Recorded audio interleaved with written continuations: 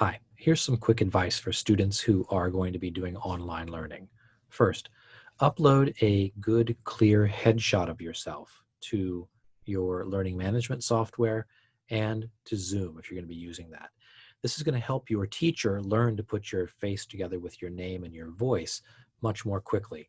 I would recommend that for the first month or so of class that you avoid using a cartoon character or a celebrity or some other kind of creative avatar. Just make it a good, clear shot of your face so that people can see you and get to know you and associate that face with your name and with your voice. Second, always mute your microphone when joining a new meeting. One trick that it's helpful to know is that in Zoom, if you press the space bar while you're holding it down, it will unmute your microphone. When you let it up, it will mute your microphone again. If you are in the classroom with the presenter using your computer at a Zoom meeting, be sure to mute your speakers. Turn your speakers off to avoid generating a feedback loop with the speakers, with the presenter's speakers on their computer.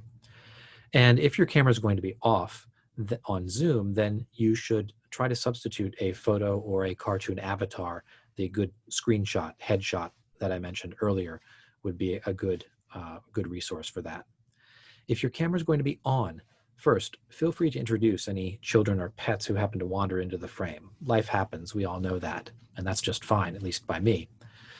Second, if you want privacy, if you're broadcasting from your home, I would suggest using a virtual background if you're able to. If not, you can move your chair into a corner and have the laptop facing you in the corner so you only show a small portion of your living space. One old trick that I've learned is that most people look a little bit better when the camera is positioned at or slightly above the level of their eyes.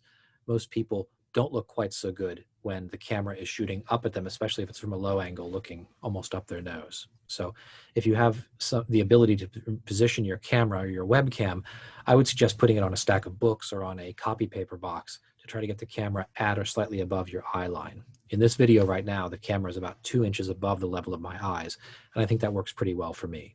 Just an old tip from me. Learn to use the raise hand feature in Zoom or in whatever other software you're using for live synchronous instruction. There's almost always a button you can press to raise your hand to get the teacher's attention. This is kind of like the summon flight attendant button on the ceiling in airplanes. And lastly, if you are shy about speaking, especially speaking with the video on, then type your comment in the chat box, in the chat feature of Zoom or whatever other software you're using. If you want to take time to compose your thoughts, open a Word document or a word processing document, type out your ideas until you're satisfied with them, and then just cut and paste them into the chat box. I always keep the chat feature open so I can see what students are saying in the written word, as well as listening to what they're saying and interacting with them through video. So those are my quick tips for students about online learning. I hope you found them helpful. Thanks for watching today. Goodbye.